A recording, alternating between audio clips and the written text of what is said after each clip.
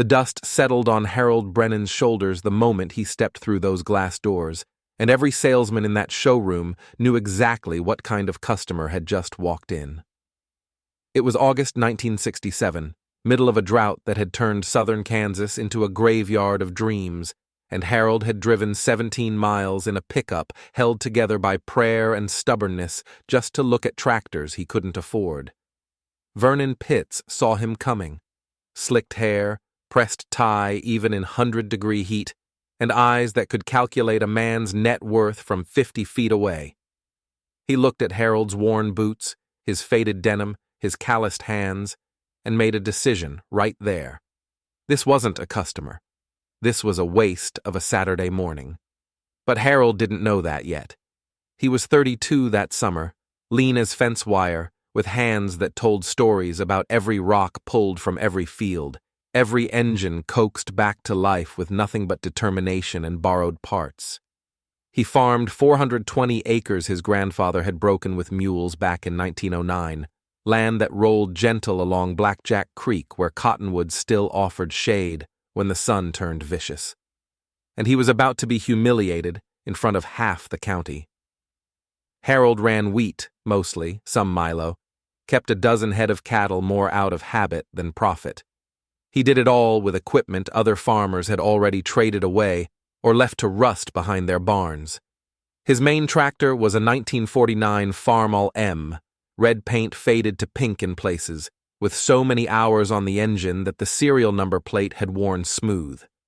His father had bought it used in '53. Harold had learned to drive it at 8 years old, standing between his father's knees, small hands gripping the wheel while his father worked the clutch and throttle. That tractor had plowed every acre of the Brennan place for 18 years. Harold knew its quirks the way some men knew their wives. Knew exactly how much choke it needed on cold mornings, which cylinder liked to miss when the timing drifted, what sound meant trouble, and what sound meant everything was fine. But standing in that dealership showroom, staring at the new John Deere 4020 gleaming under fluorescent lights, green and yellow paint so bright it almost hurt to look at, Harold felt something he didn't like feeling. He felt small, behind, old-fashioned in a world racing forward, whether he kept up or not. Vernon Pitts finally wandered over, hands in pockets, smile that didn't reach his eyes. "Help you with something?" Harold nodded toward the 4020. "Like to know what you're asking for one of those."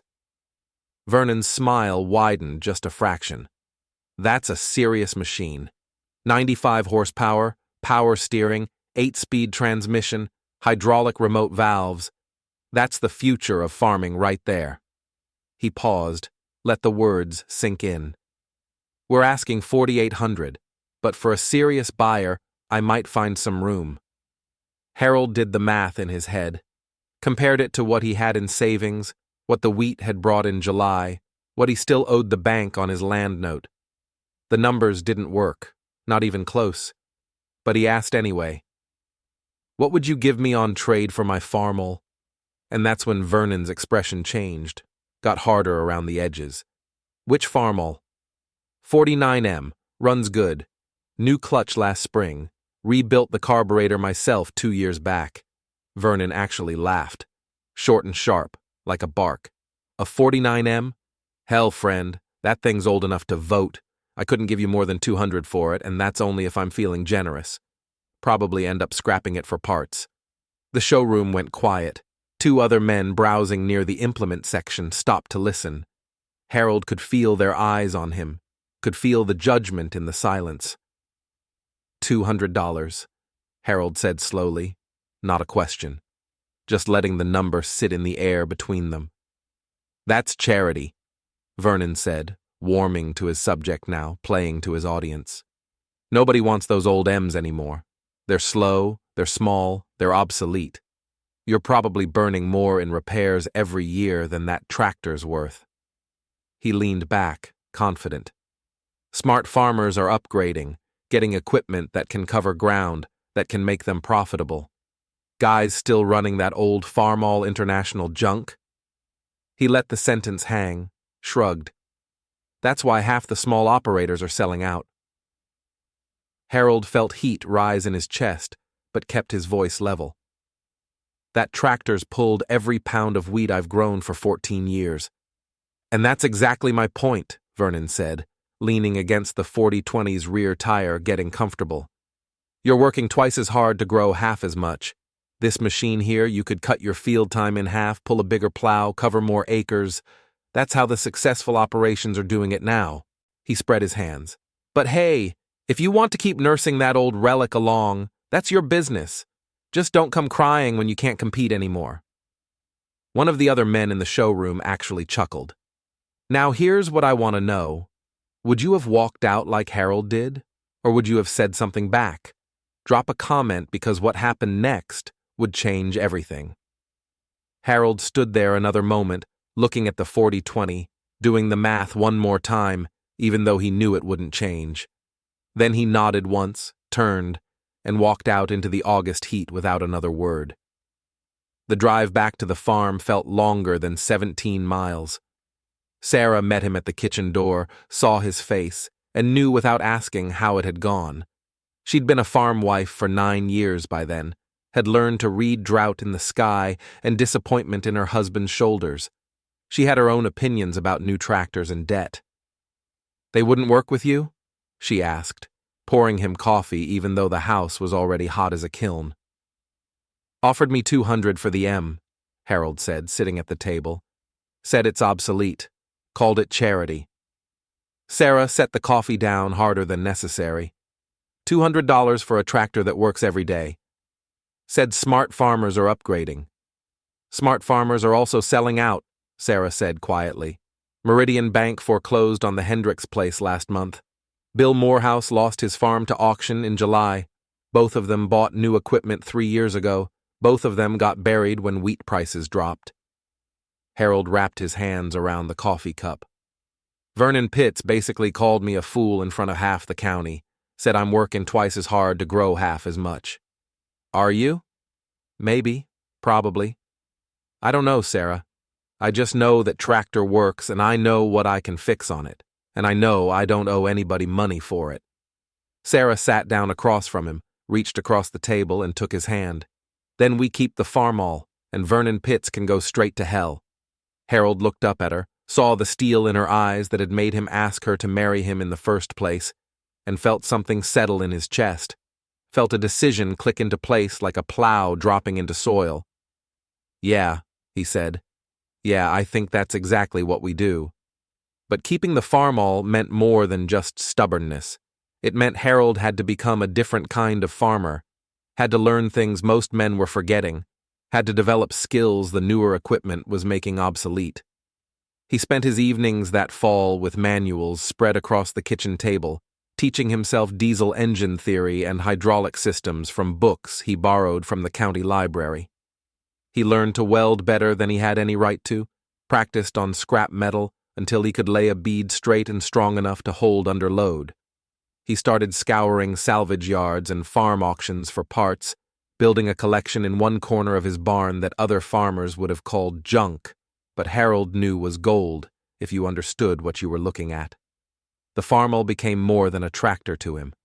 It became a statement, became proof of something he couldn't quite put into words, but felt deep in his bones. Something about self-reliance and independence, and not letting other men's opinions dictate how he ran his operation. Word got around the way it does in small farming communities.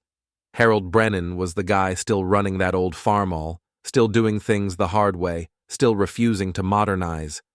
Some men respected it. Most didn't.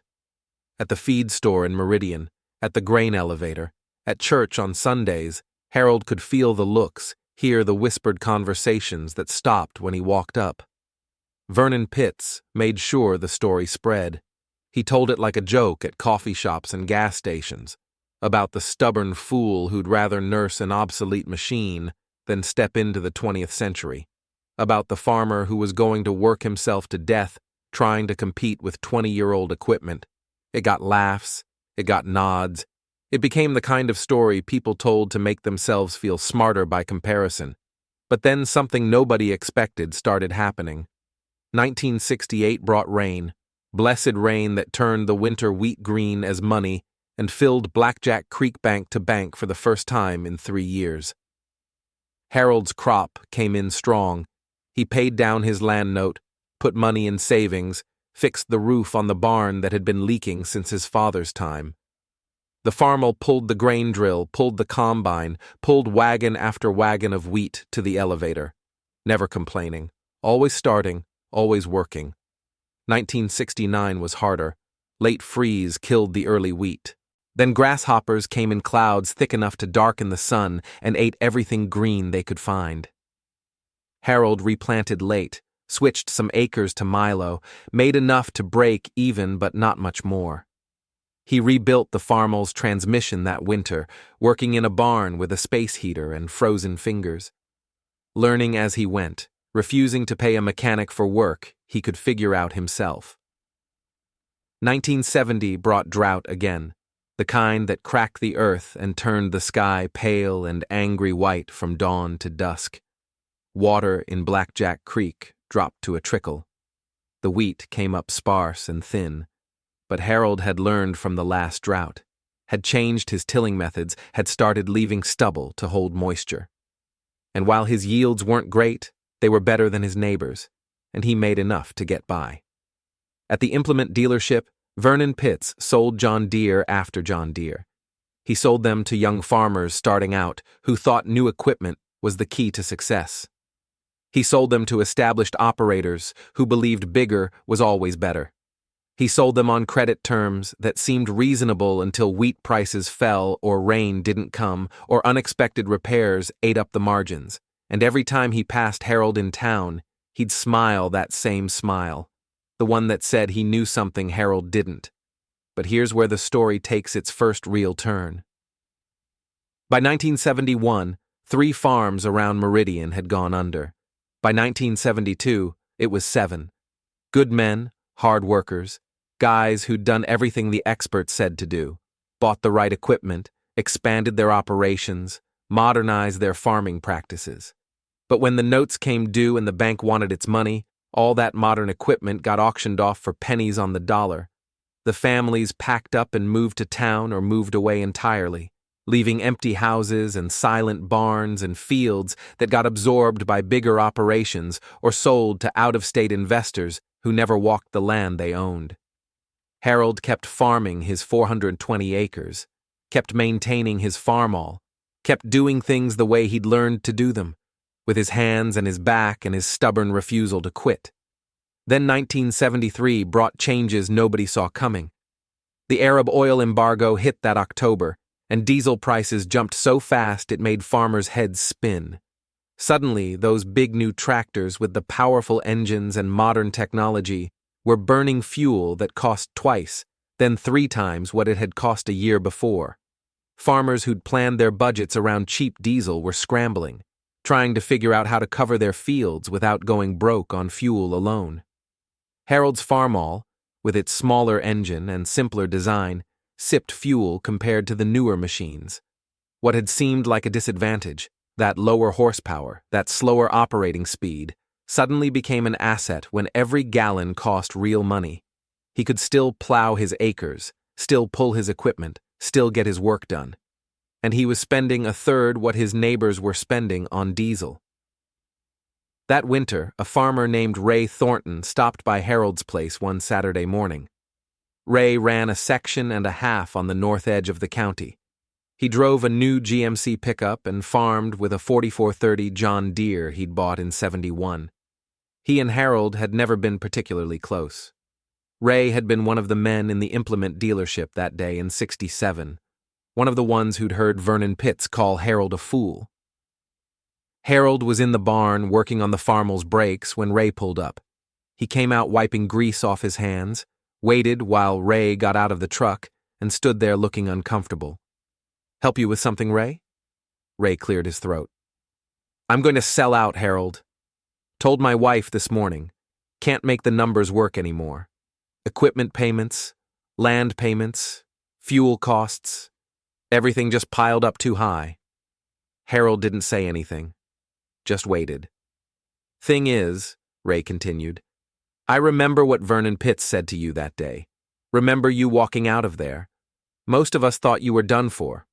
Thought you'd be selling inside 2 years. He looked at the barn, at the Farmall visible through the open door, at the farm that was still operating while his was about to end. Guess you were the smart one after all. I'm sorry about your place, Ray. That's hard. Yeah. Ray kicked at a dirt clod. I just wanted to say, I was wrong about you, a lot of us were. After Ray left, Harold went back to working on the brakes, but his hands were shaking slightly, and it wasn't from the cold. Would you have had the discipline Harold had? Could you have handled being called obsolete year after year? Comment below because what happens next will shock you. The years kept turning. 1974, 1975, 1976. Fuel prices stayed high. Wheat prices bounced around. Rain came or didn't. Harold kept farming. The Farmall passed 3,000 hours, then 4,000, then 5,000. Harold rebuilt the engine in the winter of 76, bored the cylinders, installed new pistons and rings, timing gears, bearings, gaskets, everything that moved or sealed or wore. He did it himself over the course of 3 months, learning from manuals and trial and error, taking photographs as he disassembled so he'd remember how everything went back together. When he fired it up that spring, the engine ran smoother than it had in 20 years. Purred like it was grateful for the attention. Harold stood there in the barn listening to it idle and felt something close to love for that machine. Felt connected to it in a way he couldn't quite explain to anyone who hadn't spent 1,000 hours keeping something alive through knowledge and sweat. More farms sold, more families left. The mercantile in Meridian closed in 75. The grain elevator consolidated with 1-2 counties over in 76. The county fair that had run every September since 1907 got canceled in 77 for lack of participation. The community was shrinking, drying up, blowing away like topsoil in a dust storm. But Harold's farm endured. By 1977, 10 years after Vernon Pitts had called him a fool and offered him $200 for his obsolete tractor, Harold Brennan owned his land outright. Every acre paid for, every note cleared. He'd made the final payment to Meridian Bank in July, and the county clerk had filed a satisfaction of mortgage on July 22nd. That piece of paper meant more to Harold than any trophy or award could have. He was 42 years old. His Farmall was 28. They were both still working. Sarah threw him a small party.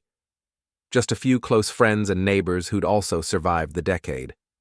People who understood what it meant to still be farming when so many others had given up or been forced out. They grilled steaks in the yard, drank beer in the evening coolness, told stories about close calls and narrow escapes and the times they thought for sure they wouldn't make it. Someone asked Harold what his secret was, how he'd managed to hold on when bigger operations with better equipment had folded. Harold thought about it for a while, watching the sun go down over his wheat fields, watching the light turn everything gold and amber and purple. I think maybe I just didn't try to be something I wasn't, he said finally. Didn't try to outproduce the big operators, didn't try to compete on their terms, just tried to run a farm I could afford with equipment I could fix, growing crops I understood, living on less than I made. Nothing fancy, nothing complicated, just sustainable. And stubborn, Sarah added, smiling at him from across the yard. Don't forget stubborn. Yeah, Harold agreed. That too. But the story doesn't end there, not even close. The day Vernon Pitts' dealership closed came in September of 1977, and Harold heard about it at the feed store before he saw the signs on the door.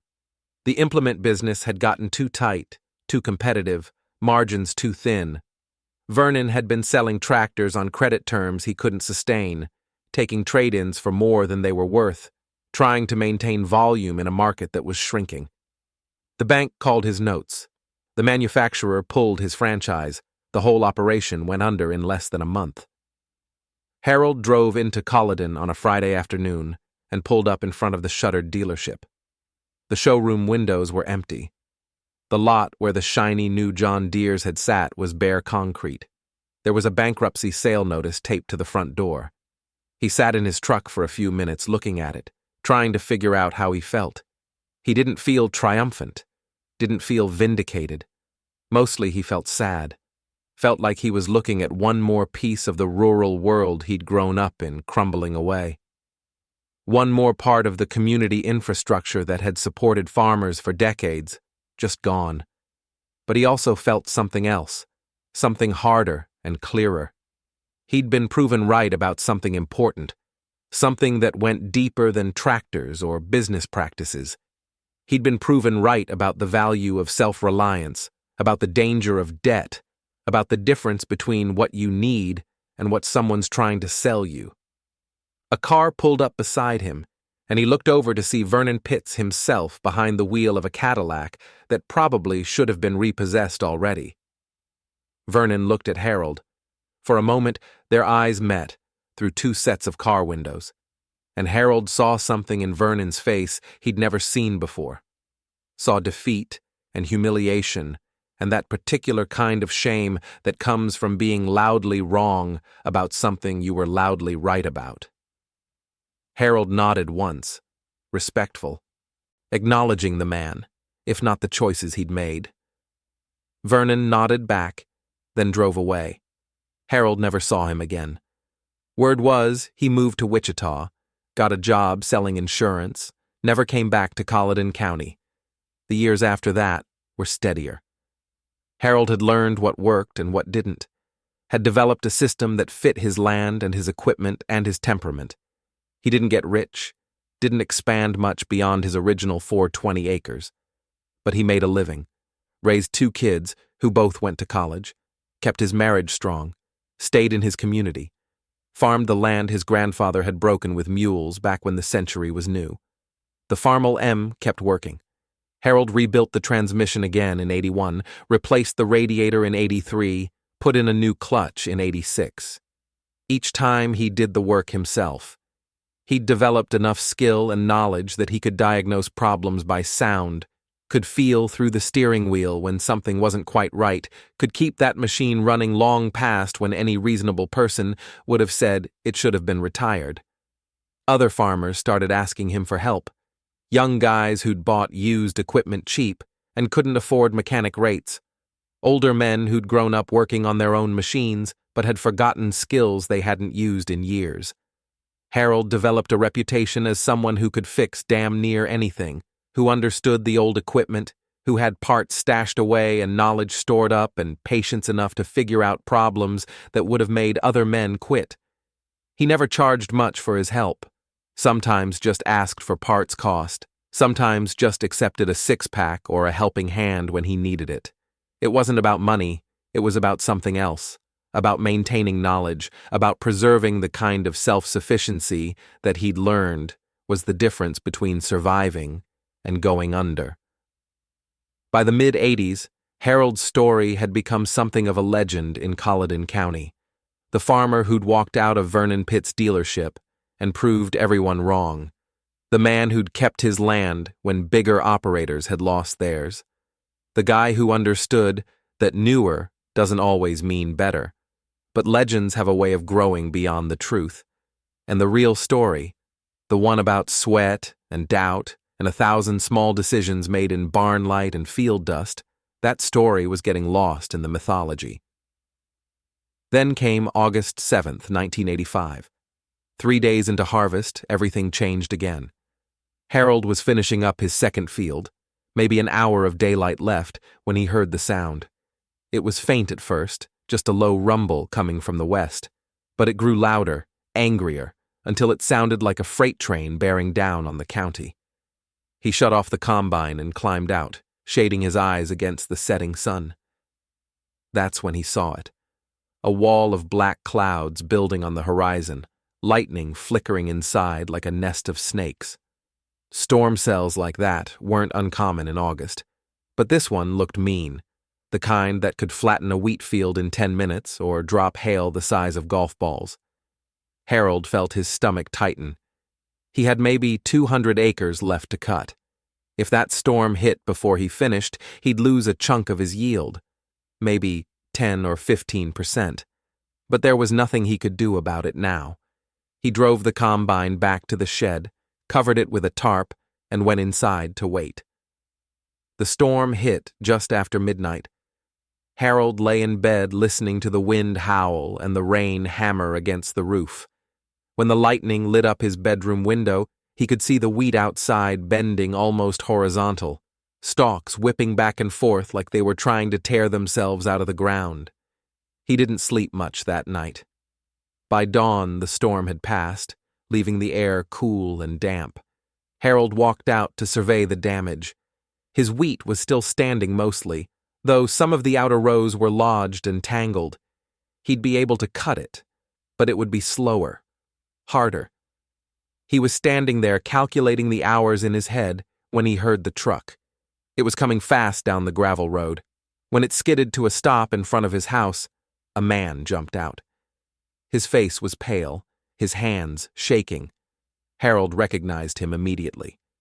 Vince Kessler, one of the biggest operators in the county. 3,000 acres, all the latest equipment, always expanding, always confident. Vince had been one of the loudest voices over the years about Harold being stuck in the past, had made jokes at the co-op meetings about Harold's antique collection, had openly questioned how Harold managed to stay in business with such outdated equipment. "Harold," Vince said, and his voice was tight, almost panicked. "I need your help." Harold didn't move, just looked at him. "What happened?" Vince ran a hand through his hair. "The storm. It hit my fields hard, knocked down maybe 300 acres on the south end, and 2 of my combines are down. The hydraulics blew on one and the other through a belt. My mechanic's saying it'll take 3 days to get parts, maybe longer." He paused, swallowed hard. "If I don't get that wheat up in the next 48 hours, it's going to rot in the field. I'm looking at $100,000 loss, Harold. Maybe more." He paused again. "I need to borrow your combine. Now here's where I want you to comment. What would you have done in Harold's position? Because this is the moment where everything could have gone differently. Harold could have said no. Could have reminded Vince of every joke, every snide comment, every time he'd been made to feel small. Could have let Vince lose that wheat and learn a hard lesson about humility. The silence stretched out between them.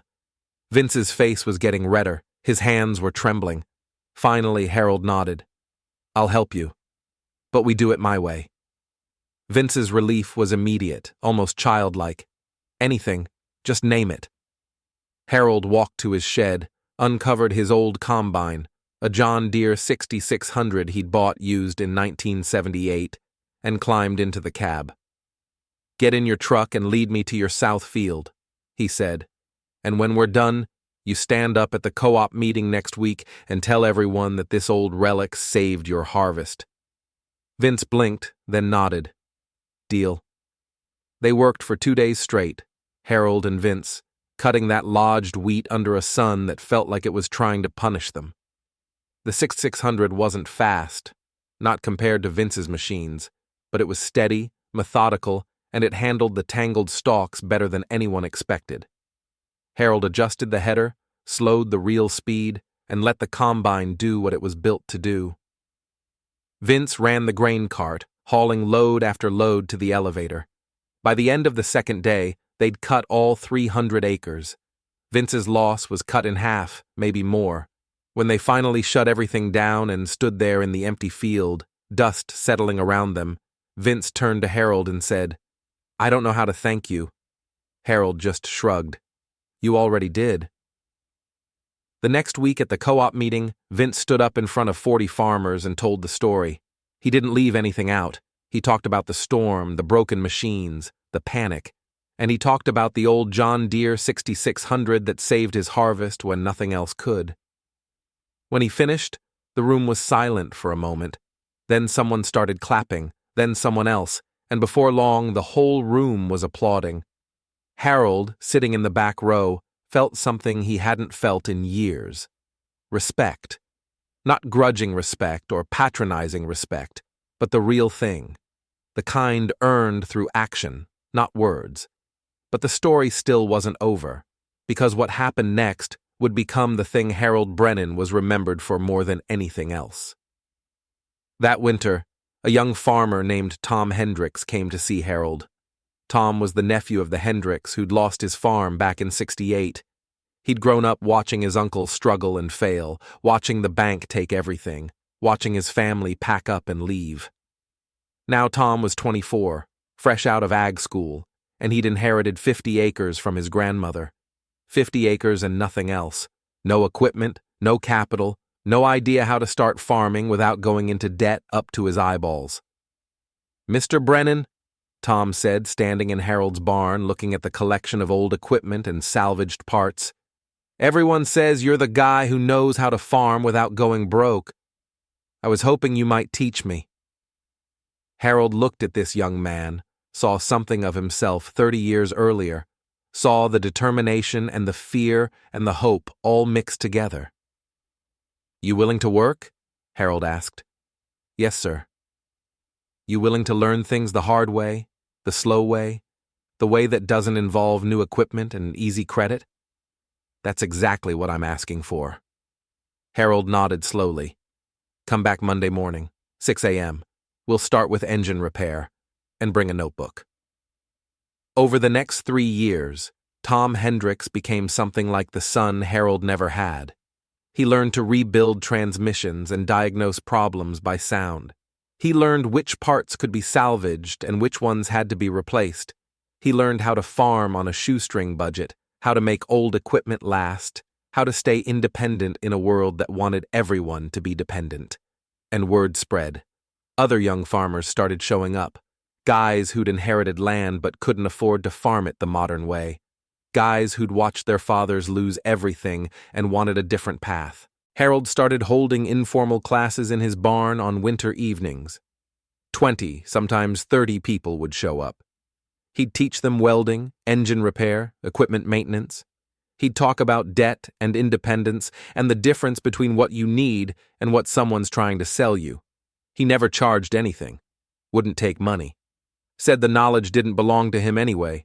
It was just being passed along, the way it had been passed to him by his father, the way his father had learned it from his father before that. By 1990, there were 47 farms in Colleton County being operated on Harold Brennan's principles. Small operations, old equipment, low debt, sustainable practices. Farms that probably shouldn't have survived according to conventional wisdom, but they did. And something remarkable started happening. The county, which had been dying for 20 years, started stabilizing. Young families were staying instead of leaving. The high school enrollment stopped declining. A new hardware store opened in Meridian. The county fair started up again. It wasn't a revolution. It was quiet, almost invisible.